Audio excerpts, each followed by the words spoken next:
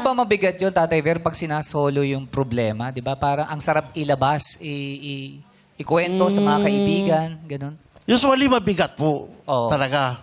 Kung pero yung tingin ko po sa sarili ko, parang kaya ko eh. Kaya mo sa Capable. Kaya ko.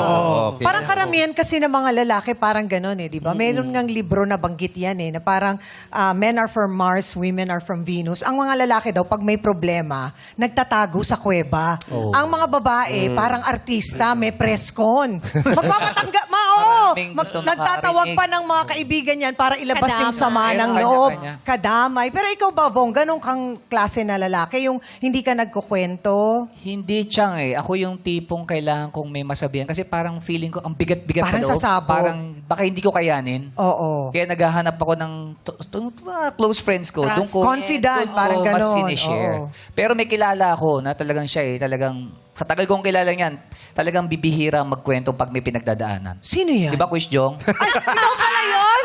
Kaya pala hindi ka pinagkatiwalaan eh. Hindi, parang paras kami ni Kuya Beren. Oo. Minsan talaga, feeling talaga namin, kaya namin. Oo.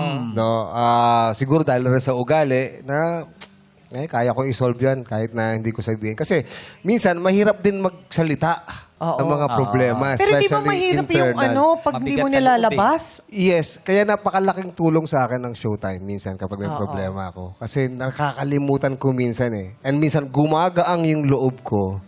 Tsaka ako nakakaisip ng paraan para i-solve. Oo. Diba? Kasi kailangan mo, hindi pwedeng magulo yung utak mo Ayun. lagi, tapos Okay. magdidesisyon ka. Parang nagkaka-space ka na makapag-isip ng tama. Yes. Quiz ng Jong, tama. ikaw ba yung parang katulad ni Tatay Ver na ayaw mo sundin ng ibang payo? Gusto mo sarili mo lang? Well, minsan, especially kapag alam mo na kaya mo, Oo. or na tama naman yung ginagawa mo.